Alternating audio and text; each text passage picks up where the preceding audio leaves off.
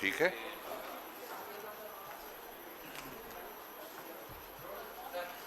Ready?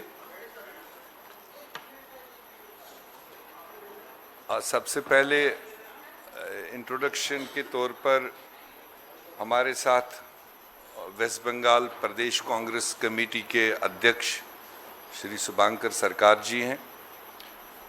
Waste Bengal से हमारे लोकसभा के मेंबर पार्लियामेंट ईसा खान चौधरी साहब हैं। हमारे साथ वेस्ट बंगाल से जो स्पेशली SIR टास्क को देखने के लिए कांग्रेस पार्टी की तरफ से हमने वहाँ फुल टीम डेडिकेट किया था, उसको हेड करने वाले प्रसन्नजीत बसु जी हैं। हमारे साथ वेस्ट बंगाल में जनरल सेक्रेटरी ऑर्गेनाइजेशन हमारे आशुतोष जी हैं और वेस्ट बंगाल में वार रूम के चेयरमैन के तौर पर फ़िलहाल जो अपना कार्य निभा रहे हैं BP सिंह जी, और हमारे साथ मनीष तमांग जी हैं। ये वेस्ट बंगाल प्रदेश कांग्रेस कमेटी के वाइस प्रेसिडेंट भी है और हिल्स से हमारे स्ट्रांग नेता भी हैं। आप सब लोगों का धन्यवाद।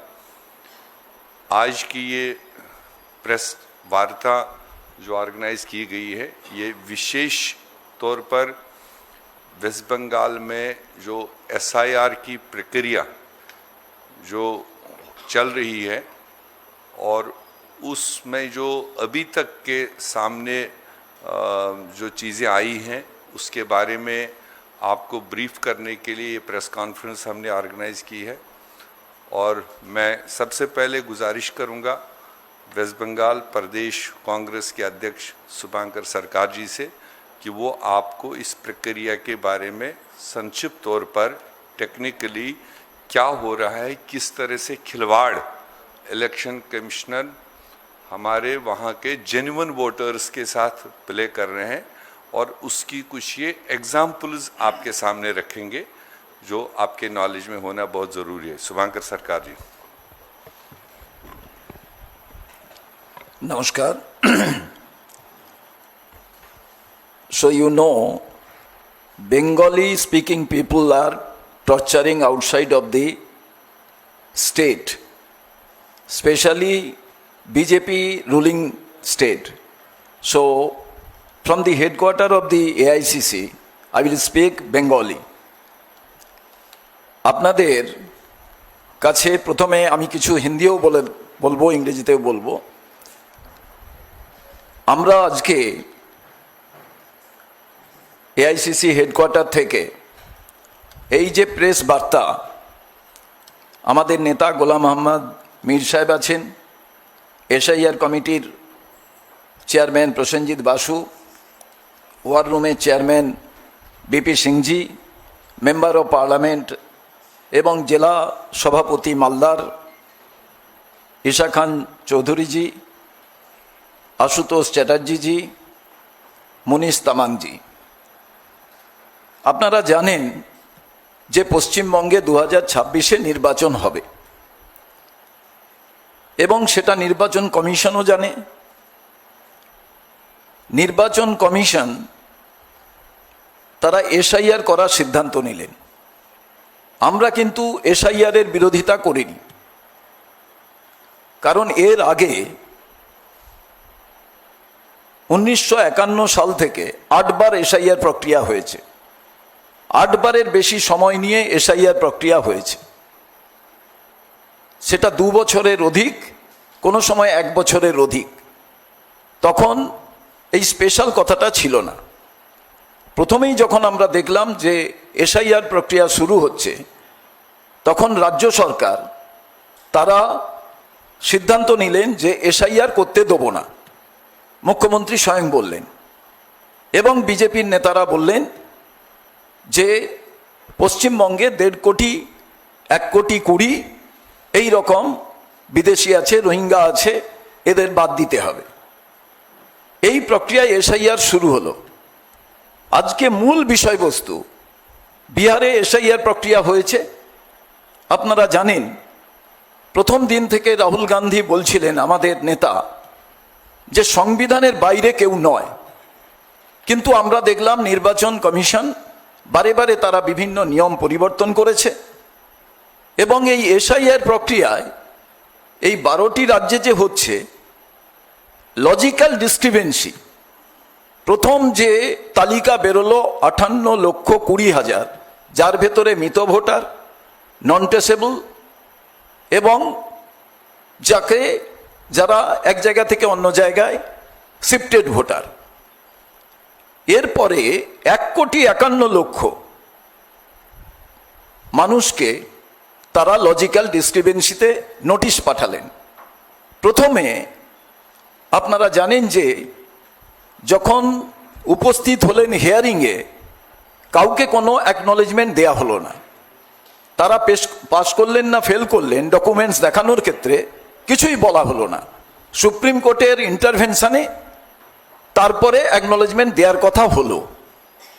এখন 28 তারিখে যে লিস্ট বার করা হলো, সেই লিস্টে আমরা দেখলাম প্রায় 60,600,000 মতো ভোটার যাদের অ্যাডজুডিকেটেড করা হয়েছে এবং এই ক্ষেত্রে আমরা দেখতে পেলাম মৃত ভোটারের নাম এই 28 তারিখের ভোটার লিস্টে আছে।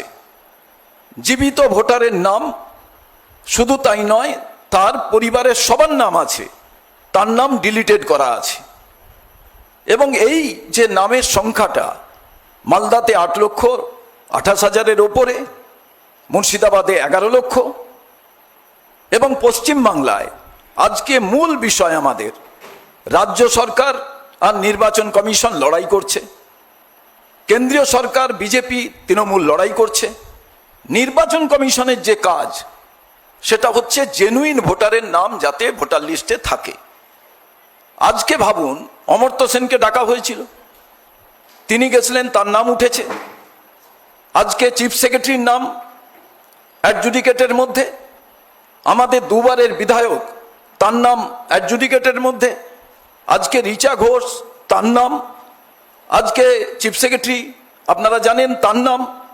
তো পশ্চিম বাংলায় আজকে ঈশা খান চৌধুরী এখানে আছেন, একসঙ্গে যারা মালদায় জন্মেছে, কারুর নাম আছে কারুর নাম নেই।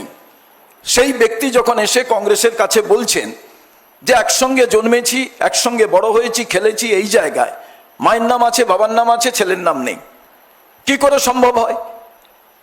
এবার গণতন্ত্রের উৎসব নির্বাচন, সেই নির্বাচনের কথা আজকে পশ্চিমবাংলায় নির্বাচন কমিশন তারা বলছেন সবাই মিলে ভোট দিন, ফ্রি ফেয়ার ভাবে ভোট দিন, কিন্তু ফিয়ারলেস যেটা সেটা তো কোথাও যাচ্ছে না।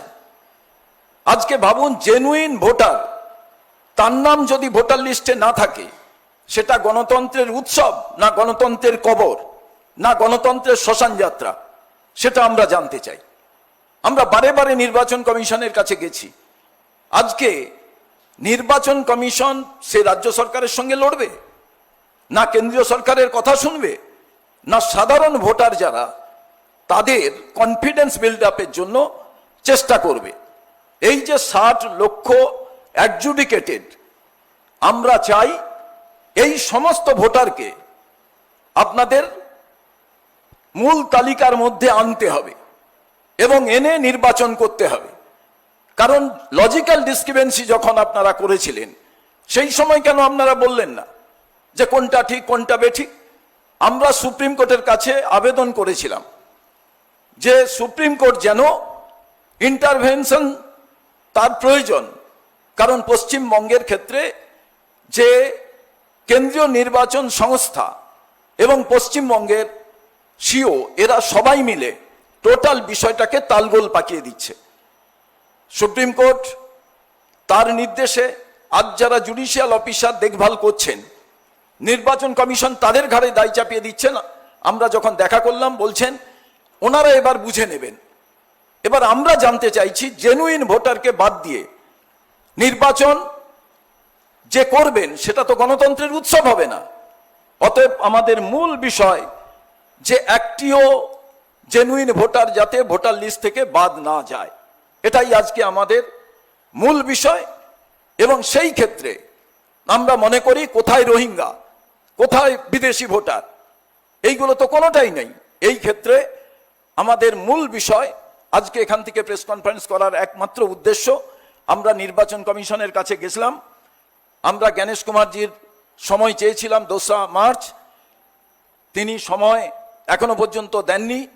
তাই আমরা গিয়ে দেখলাম নির্বাচন কমিশনের লোকেরা ভয় পেয়ে তারা আমাদের সঙ্গে কথা বললেন না। আমরা চিঠি জমা করালাম এবং আমাদের মূল দাবি যে আমরা 294টা নির্বাচনে 294টা নির্বাচন আমাদের যে সিট আমরা নিজেরা প্রতিদ্বন্দ্বিতা করছি, সেখানে বিজেপি তৃণমূল বাইনারি পলিটিক্স করতে চাইছে। এবং সেই বাইনারি পলিটিক্সটা হচ্ছে যে এরা এই নির্বাচনের ক্ষেত্রে জেনুইন ভোটারের নাম বাদ দেওয়ার ক্ষেত্রে কেউ কোনো মাথা ঘামাচ্ছেন না। আমরা তাই প্রথম আমাদের যেটা দাবি, জেনুইন ভোটারদের নাম যাতে ভোটার লিস্টে থাকে এবং সেইটা যতক্ষণ না পর্যন্ত হবে এবং নির্বাচনের দিন ডিক্লেয়ার করা, সেটা যেন এই 60 লক্ষ মানুষকে অন্তর্ভুক্তি করা হয়, এদের কাউকে যাতে বাদ না দেওয়া হয়। তার কারণ লজিক্যাল ডিসক্রিপেন্সিতে আপনারা একবার জিজ্ঞেস করেছেন, তারপরে 60 লক্ষ মানুষকে আপনারা বিবেচনাধীন বিচারাধীন কেন রেখেছেন? এটা ফিয়ার সাইকোসিস তৈরি করা, এটা কোনো রাজনৈতিক দলকে সুবিধা পাইয়ে দেওয়ার উদ্দেশ্যে এটা করা। আমরা যেহেতু 294টা কেন্দ্রে লড়াই করছি এককভাবে, আজকে তাই বিজেপি তৃণমূল এরা শঙ্কিত হয়ে পড়েছে। সেই ক্ষেত্রে আমাদের একটাই দাবি, এই 60 লক্ষ মানুষকে আমার মতে জুডিশিয়াল অফিসার যারা আছেন তারা দেখুন, এদের একবার জিজ্ঞেস করা হয়ে গেছে, এদের সেই সময় কাউকে বলা হয়নি যে তুমি আন্ডার কনসিডারেশন বা তুমি ডকুমেন্টস দেখাতে পারো না, ততএব তুমি ফেল করে গেছো, তোমার এখানে ভোটাধিকার থাকবে না। সেটা যখন বলা হয়নি, আজকে কিন্তু একক সিদ্ধান্তে এই 60 লক্ষ মানুষকে কোনোভাবে যাতে বাদ না দেওয়া হয়, এটাই আমাদের দাবি। এবার ঈশা খান চৌধুরী আপনাদের সামনে ব্যক্ত করবেন।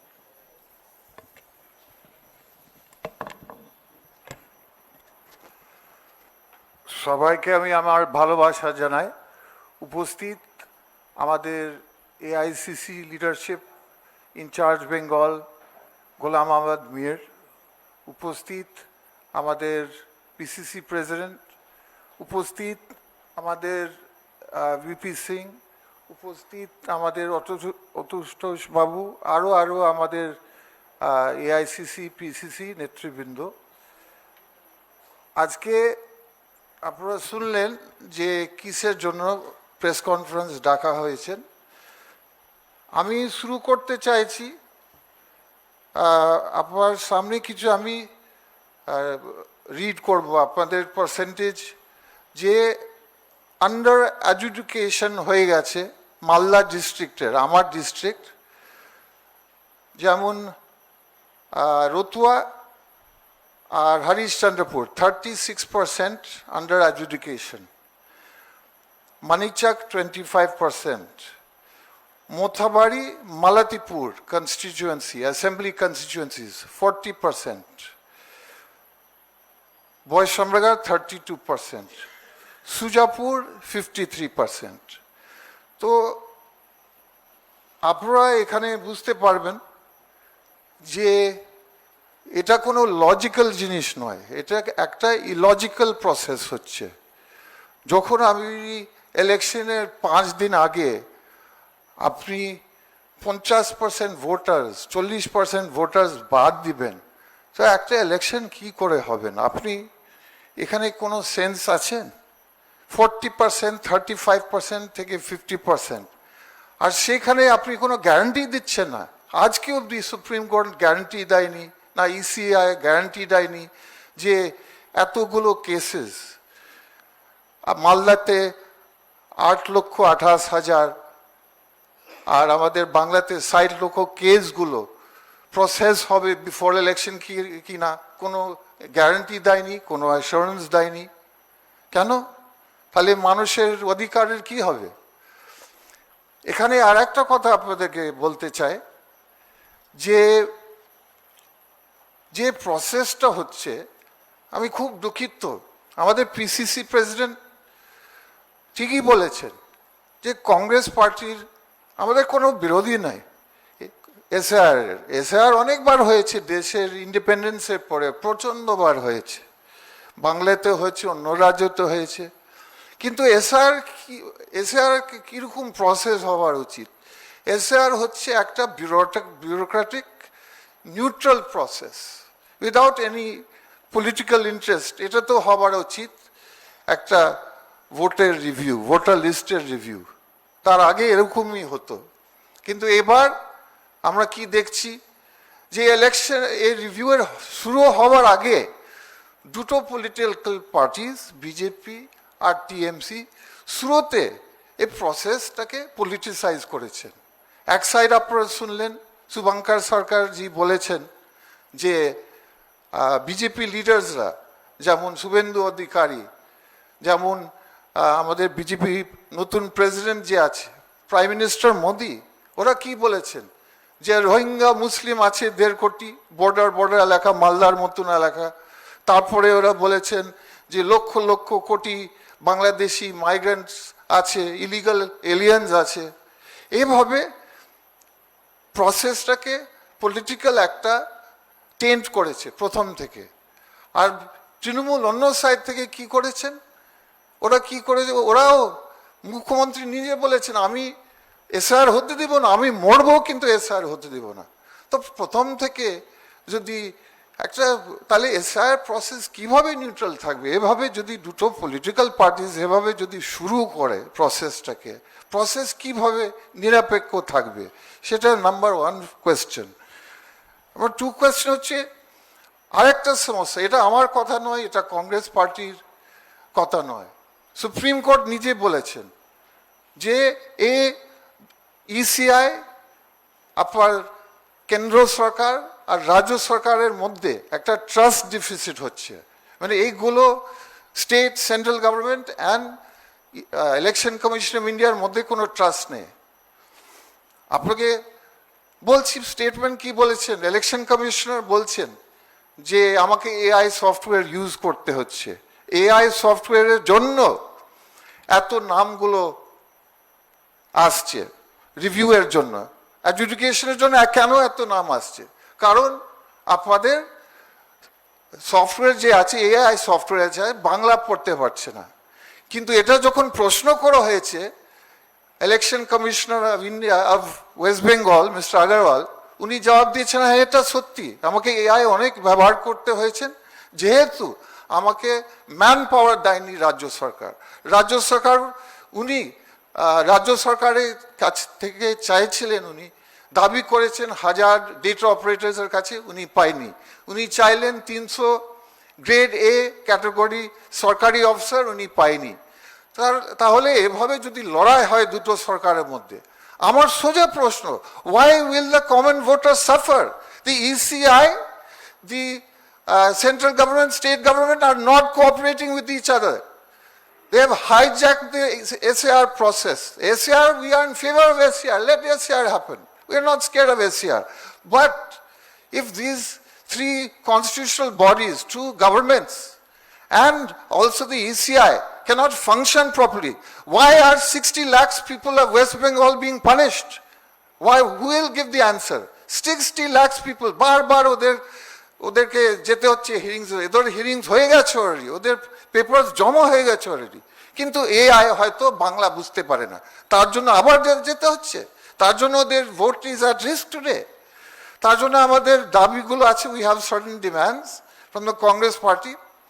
যে আমাদের শুভঙ্কর সরকার, আমাদের পিসি প্রেসিডেন্ট বললেন যে যাদের 60 লক্ষ মানুষ যারা আন্ডার এডুকেশন আছে, সেগুলো রিভিউ প্রসেসটা কমপ্লিট করতে হবে বিফোর ইলেকশন। একটা লোক নাম বাদ যাবে না। না হলে আর একটা অপশন আমি নিজেই সাজেস্ট করছি, with permission off party, why not use the list of 2026 Lok Sabha election? SR process continue করে, তাহলে ভোট টাইমিং ডিস্টার্ব হবে না। আর একটা সাজেশন আমাদের, যে এডুকেশন লিস্ট ডেলি একটা পাবলিকেশন দরকার আছে। অ্যাসেম্বলি ওয়াইজ, কারণ মানুষরা তো প্যানিক করছে, আমার নাম প্রসেসিং হয়েছে, আমি ভোট দিতে পারবো কিনা। তার জন্য কংগ্রেসের ম্যান যে ডেলি ইচ অ্যাসেম্বলিতে একটা লিস্ট আনানো হোক, যেখানে সাধারণ মানুষ বুঝে হ্যাঁ আমার প্রসেসিং হয়ে গেছে, এবার আমি ভোট দিতে পারবো। শেষে আমি শুধু এটা বলতে চাই যে ভোট হচ্ছে একটা fundamental right. It is not a whim and fancy of any state government or any election commission. It is a fundamental right in our constitution. কিন্তু আমরা কি দেখছি যে ছোট মনের রাজনীতির জন্য আর নন কোঅপারেশনের জন্য যেগুলো বডি যাদের বাঁচাবার উচিত ভোটের অধিকার, তারা মানুষের কাছ থেকে ইসিআই আর দুটো central state government, they are snatching the right of voters' rights from the voters. Therefore, in no society, no system of justice in the world are innocent punished for the mistakes of the guilty. এখানে আমি খোলাখুলি বলছি, guilty party হচ্ছে state government, central government আর ECI, তাদের মধ্যে cooperation নেই। এটা আমি আবার বলছি, এটা আমার কথা নয়, সুপ্রিম কোর্ট বলেছেন। Supreme court has wrapped them and told them there is a trust deficit between all of you agencies of you government agencies. The Supreme Court has said. So for the failure of cooperation between these governments, why will one vote be deleted unjustly and anti-constitutionally? These bodies must answer, and I hope the Supreme Court, আমি আশা করি যে supreme court innocent voter যারা আছে, Indian citizens of India, যাতে একটা vote না যায়, এটা হচ্ছে আমাদের কংগ্রেস পজিশন। এ বলে আমি আমার বক্তব্য শেষ করছি। ধন্যবাদ।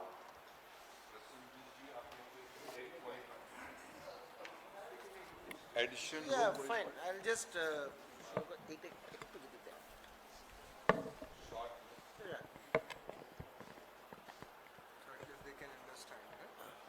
सबको नमस्कार। Actually, on behalf of the West Bengal Pradesh Congress Committee, we have submitted a memorandum to the Election Commission of India just a while ago, and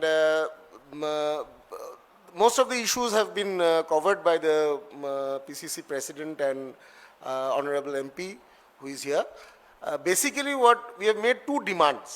The first demand is that we have prayed or requested the Election Commission of India to announce the election schedule only after all the cases under adjudication are disposed of. And the legal argument is that in the Representation of People's Act, after a elector is decided as excluded, that elector also excuse me, has the right of appeal. So unless you are disposing of all the cases before announcing the election schedule, what will happen is, because the voter list gets frozen on the last day of nomination. So if you are announcing the election schedule and still the adjudication process is going on, and then a lot of people in the middle of the election process finds that finally they have got excluded, their right to appeal will stand extinguished. So it will be an abrogation of the appellate right of the electors, which will, as has been emphasized, which will be a violation of their democratic rights and constitutional rights. So we think that the Supreme Court and the Election Commission should announce a deadline for the completion of this adjudication process, and the election process in West Bengal should start after that. Whatever the announcement is, it can be announced any day, but the actual process should start after the completion of the process of adjudication. Finally, we want to draw everybody's attention to a very serious anomaly that has been revealed in the data that has been presented by the CEO West Bengal office. On 20th of January, after the completion of the claims and objections process, the CEO West Bengal had reported that around 9.8 64 lakh Form 6 applications were received and only 99,000 Form 7 applications were received. This is CEO West Bengal's bulletin and their data. But the final press note which they have issued on 28th of February, this states that out of the 9.5 lakh plus Form 6 applications, they have accepted only 1.8 lakh applications, which actually means that a very large number, almost 8 lakh, 7.8 lakh Form 6 applications, which is for addition, they have been not accepted, they have been rejected.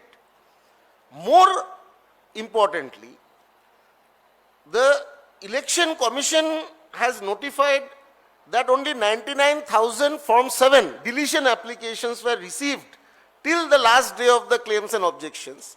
But their final reporting is that 5,46,000 voters have been deleted through Form 7 applications. So where did these Form 7 applications come from? After. So this is a very serious matter. So we have demanded, we have drawn the attention of the Election Commission to this anomaly, and we have demanded a re-verification of both the Form 7, the huge number of Form 7 applications which were submitted after the final date of claims and objections, and the very large number of rejection of Form 6 applications. We want them to re-verify this, because if you look at the Bihar or the Tamil Nadu experience, the inclusions are always, in Bihar it was over 21 lakh, in Tamil Nadu it is 27 lakh, whereas deletions are much less. But in West Bengal's case, it is the other way around. The deletions are far more and the inclusions, fresh inclusions are far less, which actually shows that the Election Commission has been emphasizing exclusion over inclusion, which is not in keeping with the stated objective of the SIR, that not one genuine voter should be left out and not one fake voter should be included. So we have drawn the attention of the Election Commission to this matter. Thank you.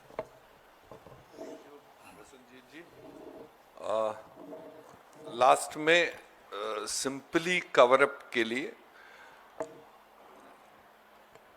इसको भी हम vote चोरी का हिस्सा मानते हैं। जब हम पिछले 5 महीने 6 महीने से हमारे नेता राहुल गांधी जी ने अलग अलग तरीके से रिसर्च करके देश दुनिया के सामने रखा कि कैसे वोट चोरी की जा रही है, ये आपको पूरा प्रमाण के साथ वेस्ट बंगाल की जो भी स्टोरीज आपके सामने है, ये कंप्लीटली उस वोट चोरी का एक बेहतरीन एग्जाम्पल है, जिसमें जेन्युइन वोटर्स को वोट डालने से वंचित करने की कोशिश है और जिनको कॉन्स्टिट्यूशनल राइट है उनको अपना अधिकार वोट डालने का है, और ऐसे लाखों लोगों को टिल दिस टाइम वोट डालने की एक्सरसाइज से बाहर रखा जा रहा है। और जैसे बताया गया है कि एक्सपेक्टेशन है कि with in 2-3 days election declare करने वाले हैं, may be may not be. तो ऐसे में जो लेट डाउन जो हमारी कॉन्स्टिट्यूशनल सेफ्टी है कि एक बार इलेक्शन अनाउंस हुआ उसके बाद में कोई भी वोटर कोई भी क्लेम करे वो एंटरटेन नहीं होता। तो ऐसे में जब 60 लाख के आसपास वोटर अभी क्वेश्चन मार्क में है, अभी जुडिशियल रिव्यू में है, उनकी क्लियरिटी आए बगैर आप इलेक्शन डिक्लेयर करोगे तो ये वोट चोरी नहीं तो क्या है। आपको इन्होंने आधा सुनाया, आप अंदाजा लगा लीजिए वो हाँ विधानसभा, ये एक ही जिले में जो अभी तक का स्टेटस है ये है हबीबपुर में करीब नहीं परसेंट नहीं, नंबर ऑफ वोट्स 7,777। मैं आ रहा हूं। गजोल विधानसभा है 44 गजोल, इसमें 32,391 वोट्स अभी तक एक्सरसाइज से बाहर हैं। 45 चंचल 73,897 वोट्स जो अभी क्वेश्चन मार्क में है। 46 हरिश्चंद्रपुर 91,978 वोट्स। आप अंदाजा लगा लीजिए एक विधानसभा में 92,000 वोट्स जो अभी एक्सरसाइज से बाहर है। वो बाद की बात है, जब ब्रेकअप आएगा तो ये कौन से वोटर है, किन वोटरों को टारगेट किया जा रहा है, वो दूसरा इशू है। 47 Malatipur assembly in Malda 94,737 votes आज के दिन पर जो जुडिशियल रिव्यू में डाल रखे हैं। 48 रतुआ 1,04,485 वोट, ये तो 1/3 ऑफ द वोटर लिस्ट है।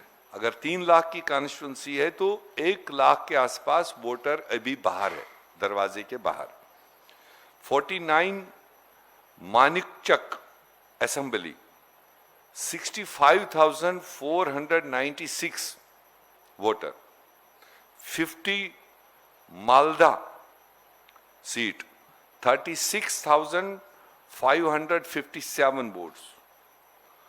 51 इंग्लिश बाजार मालदा 37,775 वोटर्स। 52 मोथाबारी असेंबली में 79,682 वोटर्स। 53 सुजापुर सबसे हाईएस्ट जहां वोट अभी बाहर है 1,34,518 वोट। और 54 वैष्णव नगर 68,787। आप ये अंदाजा लगा सकते हैं ये टारगेटेड एक्सरसाइज है इलेक्शन कमीशन की। और अगर मुर्शिदाबाद का मैं पढ़ूं तो ये भी एक लंबा फिरिस्त है? हाँ, 11 लाख वोट्स अभी तक बाहर रखे हुए हैं। ये भी कॉन्स्टिट्यूंसी वाइज ब्रेकअप बना हुआ है। आपको कॉपी की जरूरत हो वो आपको सप्लाई की जाएगी। तो इसलिए हमारा कहना है, जैसे शुभांकर जी ने कहा, कांग्रेस का मुख्य सवाल कि या तो जब तक इन वोटर्स के किस्मत का फैसला नहीं हो तब तक इलेक्शन अनाउंस कराने का कोई मतलब नहीं। यस और नो, आपने जुडिशरी इंक्वायरी भी बिठा दी, उनको भी अपनी एक्सरसाइज करने का पूरा टाइम नहीं दे रहे हो। अगर अनाउंसमेंट से पहले इन 60 लाख टोटल वोटरों का फैसला नहीं होगा तो उस इलेक्शन की क्या वैलिडिटी है? आपने पहले फेज में कुछ डेथ्स दिखा दिए 25 लाख, आपने 12-13 लाख जो माइग्रेंट में दिखा दिए, आपने एड्रेस नहीं मिले ऐसे 10-12 लाख किए, वो ठीक है। मगर अब जो ये अंडर रिव्यू थे जिन पर आपने सवाल किया है और उनको आपने अपना मौका ही नहीं देंगे आप क्लियर करने के लिए, और इन 60 लाख वोटरों का फैसला हुए बगैर इलेक्शन कराने का कोई मतलब नहीं। अगर इस पोजीशन को लेकर इलेक्शन कमीशन आगे बढ़ता है तो उसको हम एक वोट चोरी के अलावा कुछ नहीं कह सकते। सबसे बड़ी वोट चोरी, और जिसका प्रमाण आप लोग यहां भी देख रहे हो और आगे भी आने वाले वक्तों में देखोगे। बाकी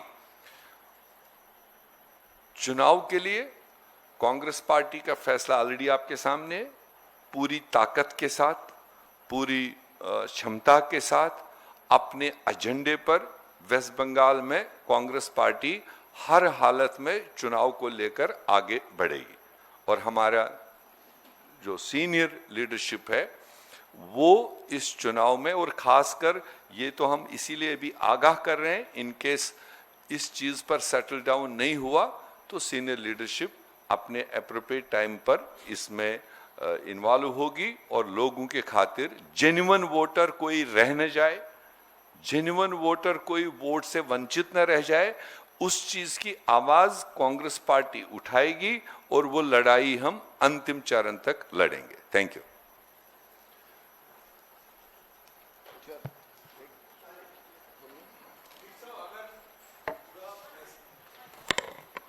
मीर साहब, अगर पूरा फैसला होने के बाद ही इलेक्शन होता है तो फिर असेंबली का टेन्योर खत्म हो जाएगा, तो फिर आप क्या प्रेसिडेंट रूल के बारे में वो बात तो कर रहे हैं? उनको देखना चाहिए।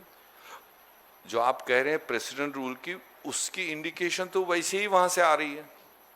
जो नॉन कॉपरेशन है बिटवीन द स्टेक होल्डर्स, जो state versus election commission versus BJP, BJP versus TMC, वो सिचुएशन तो कहीं हमको मुंह उधर की ओर ही दिख रही है।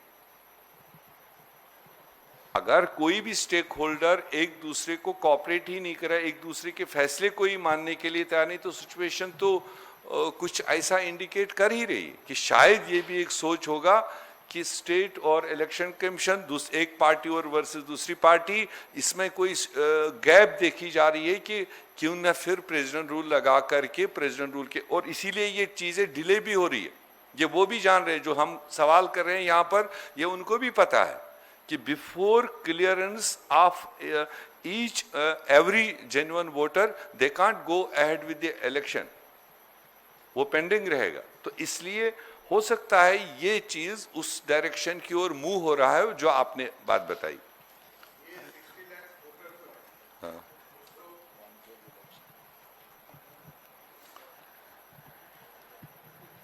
हाँ, मैं संदीप हूँ वर्तमान न्यूज़पेपर से। ये 60 लाख वोटर्स जो हैं, अगर इसका फाइनली एजुकेशन में नाम नहीं आएगा, मतलब इंक्लूड नहीं होगा, तो आप लोग क्या करेंगे? फाइनली क्या देखो करेंगे? ये तो स्ट्रगल है। हम तो इसीलिए हर लेवल पर आज ही इलेक्शन कमीशन को, चीफ इलेक्शन कमीशन को यहाँ दिल्ली देकर आए, आपके सामने बात कर रहे हैं, देश दुनिया सुनेगा। वहाँ प्रदेश में हम इस चीज़ की लड़ाई लड़ रहे हैं। हम तो सही टाइम पर सही आवाज़ उठाने का काम ले ही रहे हैं। अगर उसके बावजूद भी इलेक्शन थोपा जाएगा तो इलेक्शन से भागने वाली कांग्रेस तो है ही नहीं। हम तो हर सिचुएशन में, मगर जो लक्यूनाज रहेंगे, जो क्वेश्चन रहेंगे, वो रहेंगे। तो ये देखना इलेक्शन कमीशन का काम है, क्या ये जख्मी होकर के इलेक्शन में जाना चाहेगा या जख्म को मरहम लगाने के बाद में इलेक्शन में जाएगा। और ये जो प्रोसेंजर जो बोल रहे थे कि 9.6 लाख वोटर्स को इंक्लूशन करने के लिए एप्लीकेशन दिया गया था, फाइनली 1,08,000 समथिंग हुआ है और 5 लाख डिलीशन हो गया। तो इसके लिए सीईओ वेस्ट बंगाल क्या बोल रहे हैं?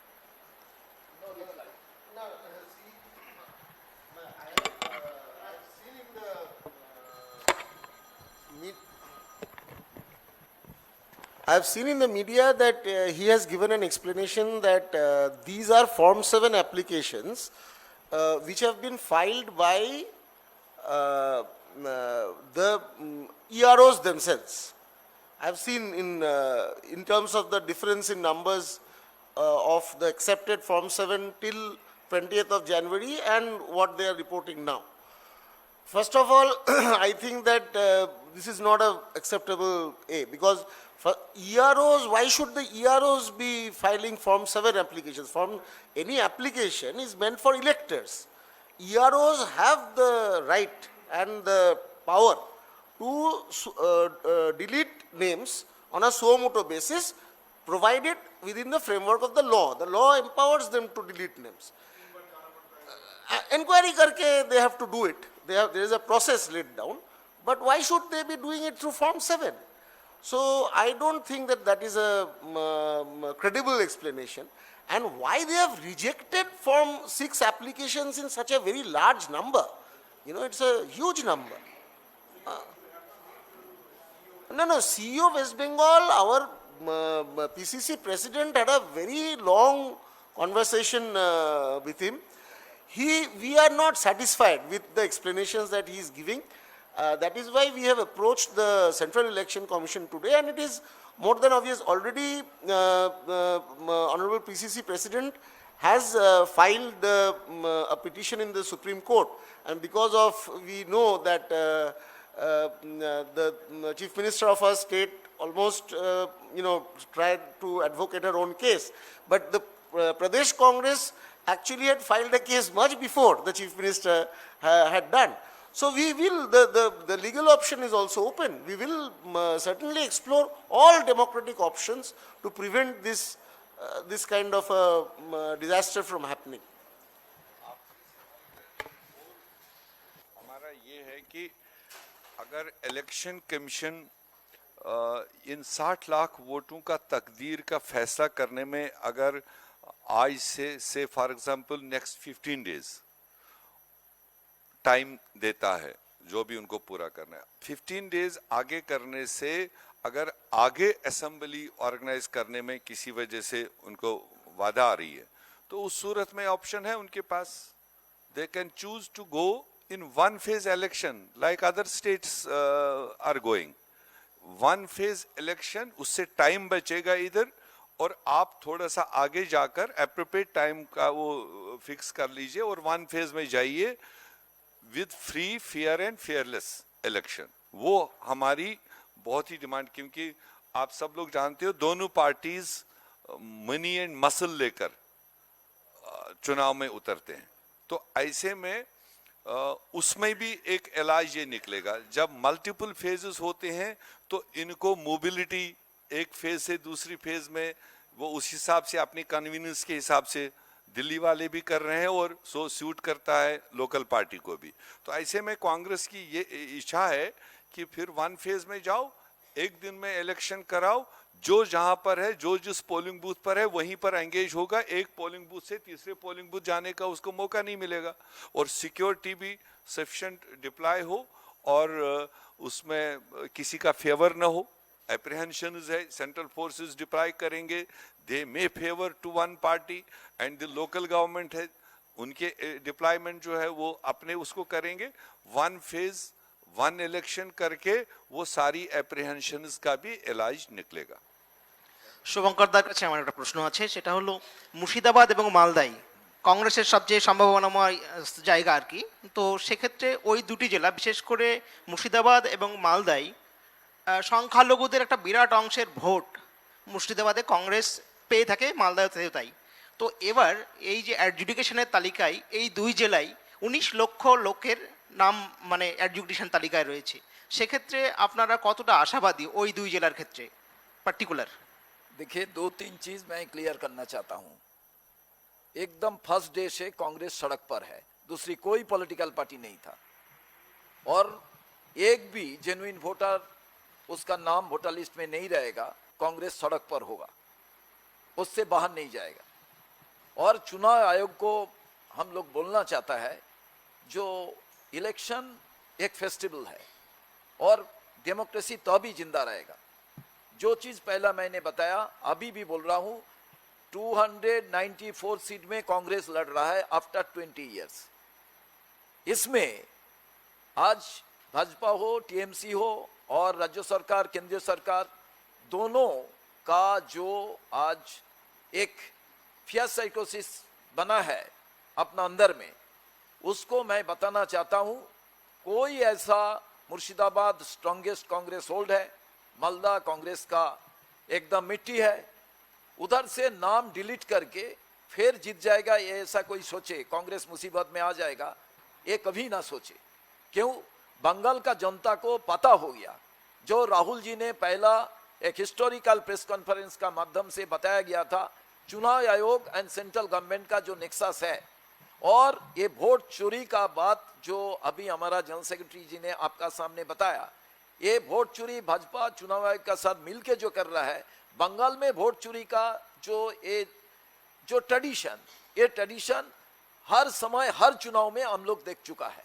तो आज बंगाल के अंदर में डेवलपमेंट के लिए हर इंसान एक क्राई एंड डिमांड है, जो कांग्रेस को फिर सत्ता में आज आगे बढ़ाने का. तो इसमें मेरा जो अभी जो इंफॉर्मेशन मिला, आज ईसा जी इधर है, मालदा में जितना भी वोट काटे फिर भी मालदा का हिंदू मुसलमान एक होके वो लोग बरकत गनी खान चौधरी का जो मिट्टी है उसको कांग्रेस को आगे बढ़ाएगा। और मुर्शिदाबाद में आपको सबको पता है जो मुर्शिदाबाद भी कांग्रेस का स्ट्रॉन्ग बिल्ड है, उधर हमारा नेता अदित चौधरी जी भी है। तो आज जितना भी कोशिश करे रायगंज, मुर्शिदाबाद, मालदा, जो उत्तर दिनाजपुर एंड पुरुलिया जो बेल्ट है एंड कलकत्ता, आपने जाइए 294 में कांग्रेस लड़ रहा है, इसलिए बाइनरी ज्यादा अभी ए दो जो टीएमसी एंड भाजपा एंड चुनाव आयोग ये आपस में लड़ रहा है। हर इंसान मुसीबत में है। क्यों हर इंसान मुसीबत में होगा? ये अपना अपना जो उनका जो काम करने का था वो काम नहीं कर रहे हैं। इसका नतीजा आज ऐसा स्थिति में पहुंच गया है। आज मैं जानना चाहता हूं ये जो 60 लाख वोटर है, हर रोज अपडेट चाहिए कितना वोटर का नाम वो लोग जुडिशियल इंक्वायरी करने का बाद और जज करने का बाद लिस्टेड होगा। ये जनता जानना चाहता है बंगाल का अंदर में। ऐसा नहीं है जो 9 तारीख को मैंने इतना लिस्ट लगा दिया है, बाकी लोग पूरा वो आतंक में है। तो बंगाल का जो एक माहौल बन गया आतंक का, उसका विरोध में कांग्रेस सड़क पर रहेगा। और आने वाला दिन में हर इंसान को हम लोग एक कॉन्फिडेंस देना चाहता हूं, कांग्रेस जब तक है तब ये डेमोक्रेसी, ये जो इलेक्शन फेस्टिवल, ये कांग्रेस ने 1952 में पहला चुनाव कराया था। ये चुनाव बंद करने का जो साजिश और कॉन्स्टिट्यूशनल जो बार लगाने का प्रयास भाजपा ने कर रहा है, उसका विरोध में हम लोग सड़क पर रहेगा। और आने वाला दिन में हमारा ये काम हम लोग करते रहेंगे। आज आपका माध्यम से बताना चाहता हूं, कोई भी जेन्युइन वोटर को वोटर लिस्ट से बाहर होके ये चुनाव नहीं होगा, ये कांग्रेस का वादा है। सर एक मिनट, एक क्वेश्चन मेरा ले लीजिए सर, कि ये जो एनॉमलीज हैं इनके लिए आपके पास टाइम तो बहुत कम है और जो चीफ इलेक्शन कमीशन है वो इक्वलेंट है आपके हाई कोर्ट के जज के अकॉर्डिंगली। तो इसका जो फैसला है वो तो सुप्रीम कोर्ट ही कर सकता है। और उसके लिए आप जो एक्सटेंशन ऑफ इलेक्शन है जिसकी आपने अभी चर्चा की है, तो उसकी अर्जी जब तक नहीं डालेंगे तब तक वो इलेक्शन कमीशन की ही पावर है कि वो कब इलेक्शन डिक्लेयर कर दे। देखिए, मैं एक चीज बताना चाहता हूं, अभी चुनाव आयोग ने सब जुडिशियरी का बात बोल रहा है। कलकत्ता में जो सीओ है वो बोल रहा है मैं ही मेंबर हूं, ये जो चीफ जस्टिस को लेके कमिटी है वो लोग बताएंगे क्या है, आप लोग आ जाइए, अच्छा से वोट डालिए। एक जो डेमोक्रेसी का एक बड़ा फेस्टिवल है उसमें पार्टिसिपेट कीजिए। अरे 60 लाख आदमी को आपने बाहर रख के क्या फेस्टिवल होगा? ये बात नहीं वो लोग बोल रहे हैं। और सुप्रीम कोर्ट का पास हमारा ये मांग होगा, ये हमारा अपील होगा, जो सुप्रीम कोर्ट का लुकअप्टर में ये चुनाव होना चाहिए, तो भी फ्री फेयर एंड फेयरलेस चुनाव हो सकता है।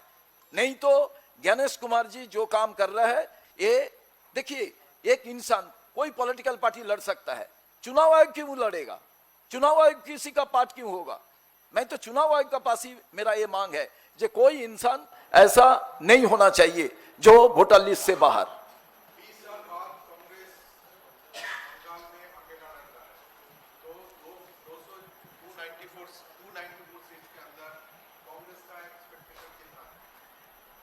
मैं ये चीज बताना चाहता हूं, ये एआईसीसी दफ्तर से हमारा एमएलए आपका प्रेस कॉन्फ्रेंस का, आप जो ऐसा मेरे को क्वेश्चन कर रहे हैं उनका अपने क्वेश्चन करेंगे, हमारा एमएलए आपको आंसर देंगे।